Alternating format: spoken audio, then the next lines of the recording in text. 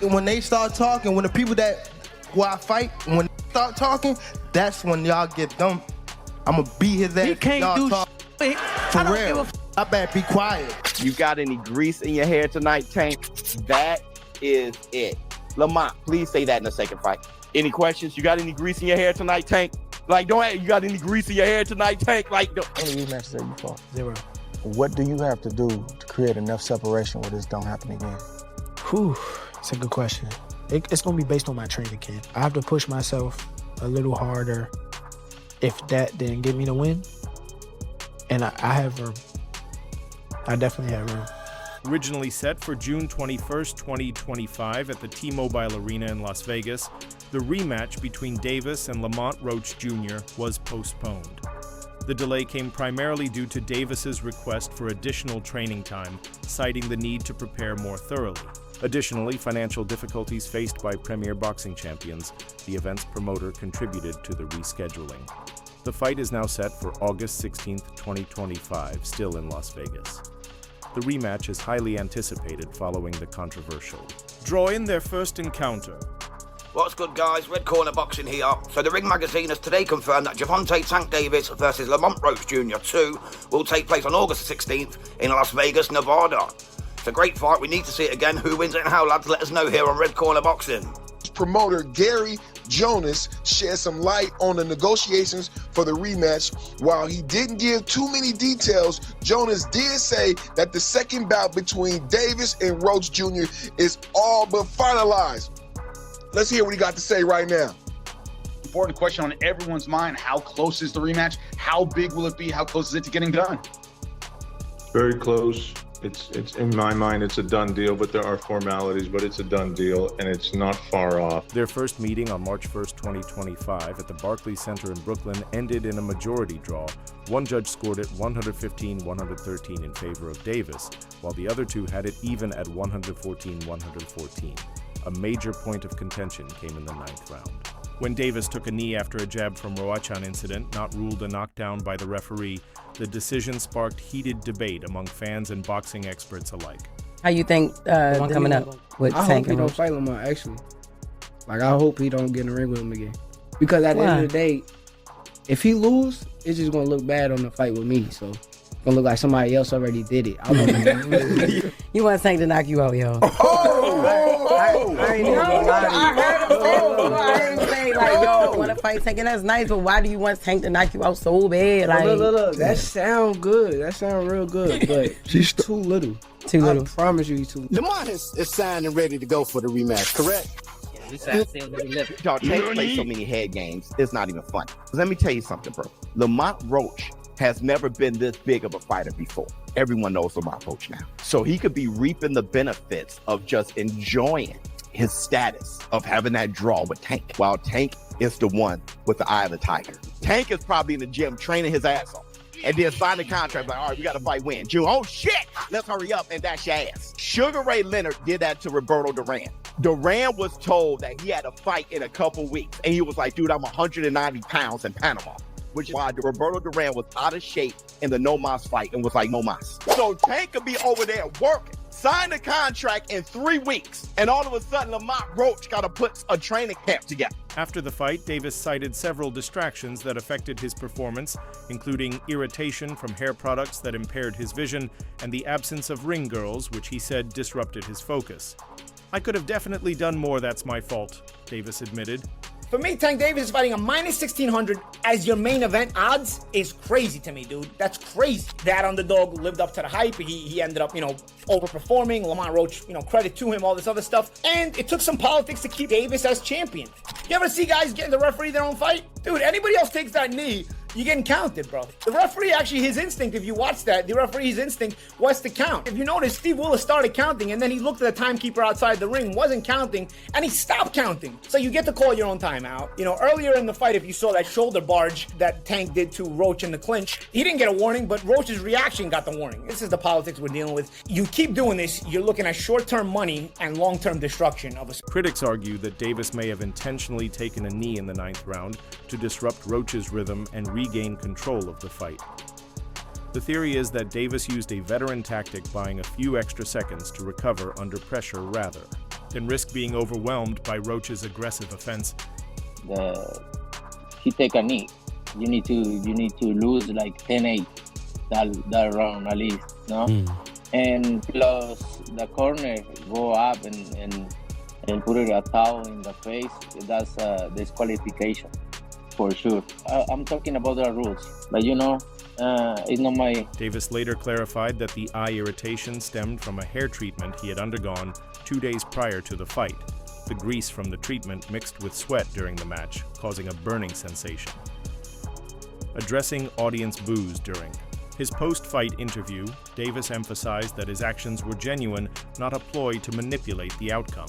And to go ahead and keep it real with y'all, I think that knee that Tank took was because Lamont Roach was in a rhythm and Gervonta Davis tried to throw this man off a rhythm.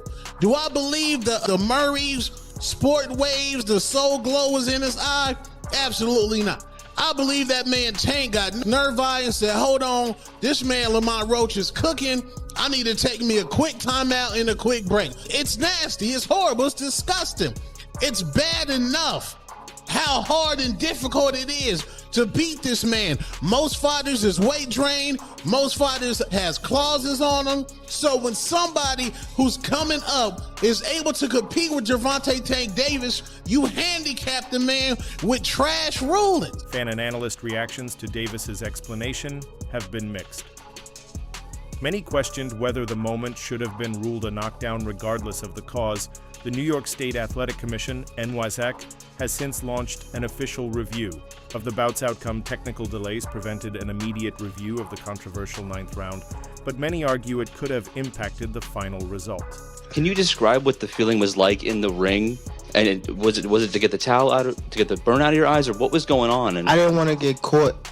I didn't want to get caught while my eyes was burning, and you can get knocked out like that. So I'd rather take the knee than, But I didn't really know that you can get disqualified for all that. Or when you start counting, I'm like, what the hell? But I don't know.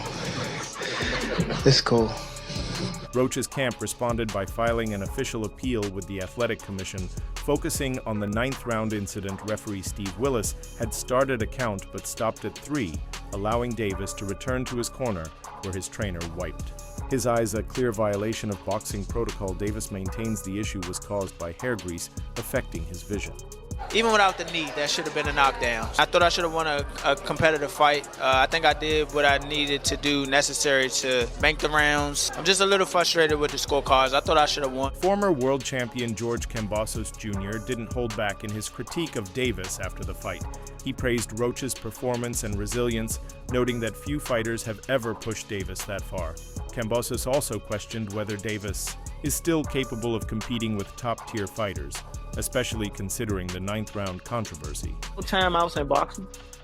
Why are you taking? You know that. You should know that. So that's the thing where I'm confused, because that's supposed to be a knockdown. That's a 10-8 round. If that's a 10-8 round, I win the fight.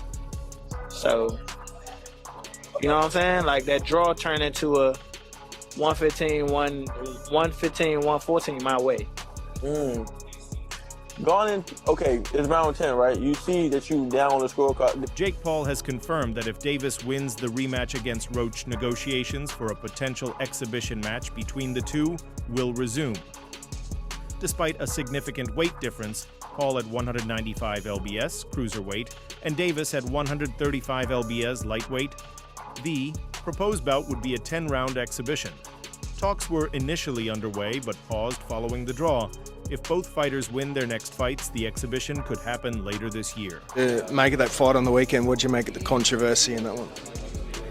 Look, I had just finished my recovery session, so I was pretty docile and relaxed, and then the fight, especially at the start of it, wasn't too thrilling and too action-packed, so I was starting to doze off a little bit, but I woke up a little bit more when obviously Lamont started giving him some work, and he looked good, man. I got to give respect to Lamont Roach. He proved a lot of guys wrong. I think he shocked Tank a lot with what he was able to bring. And again, we saw the controversy with the knee. To me, that's a knockdown. You can't just take a knee and decide to, go to your corner, get your face wiped. So, yeah, if that's a 10-8 round, Lamont wins the fight.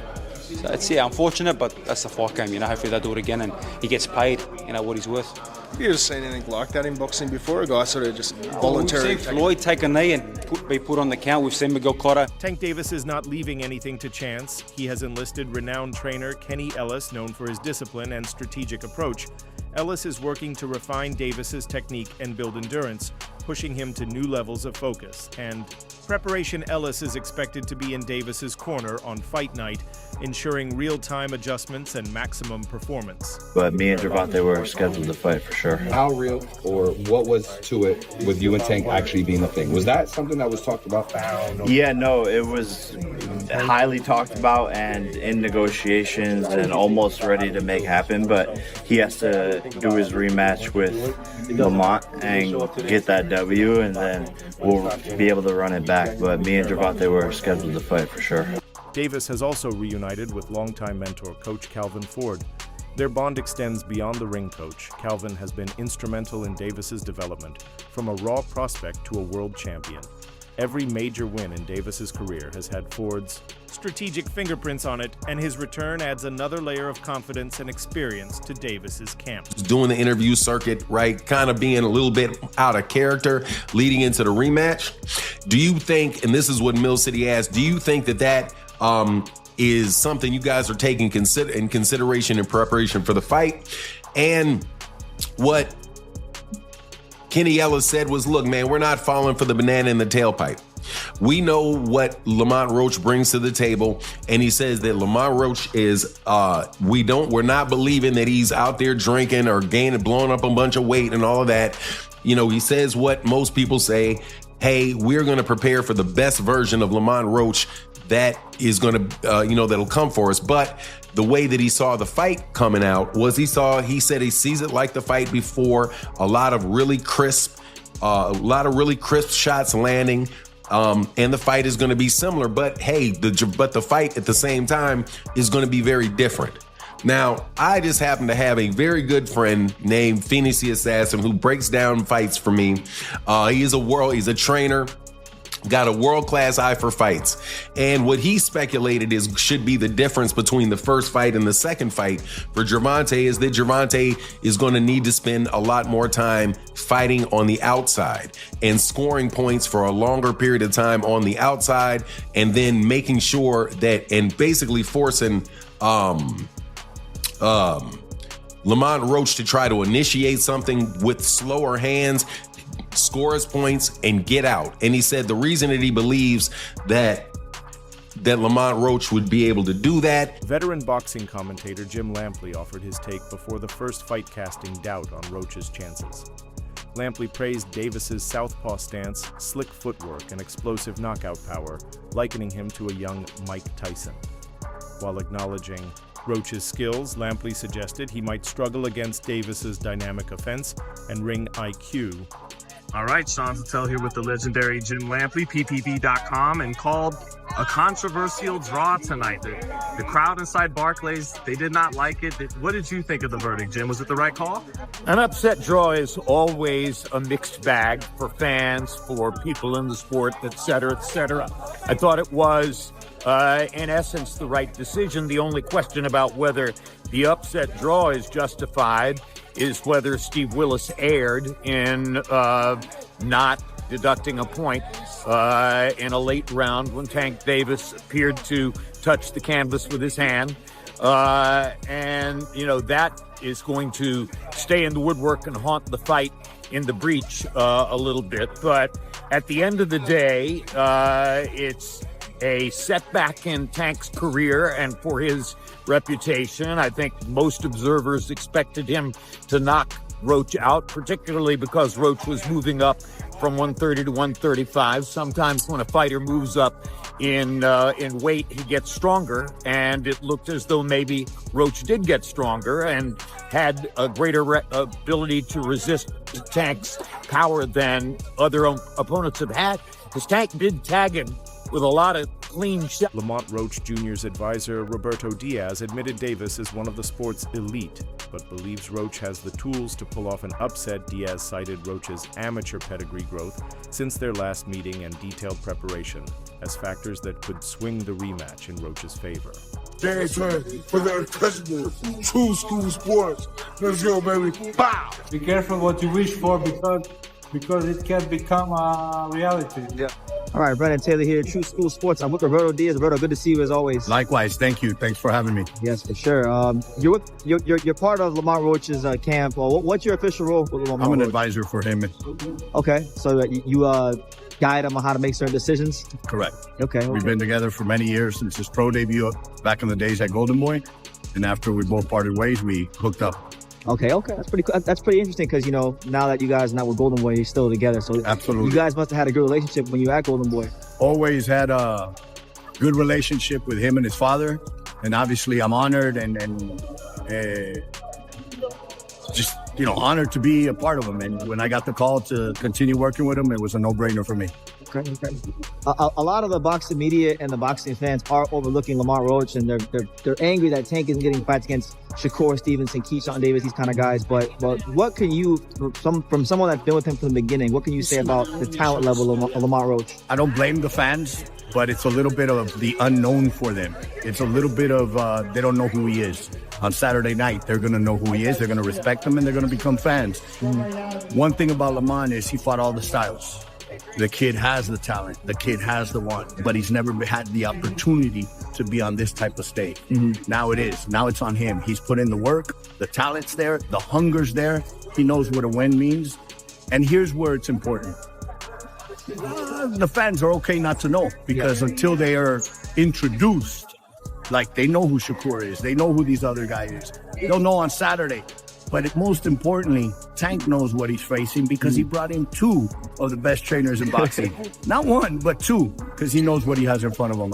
Trainer Kenny Ellis also defended the choice of Roach as an opponent, calling him a 7-time national champion with a hell of a pedigree.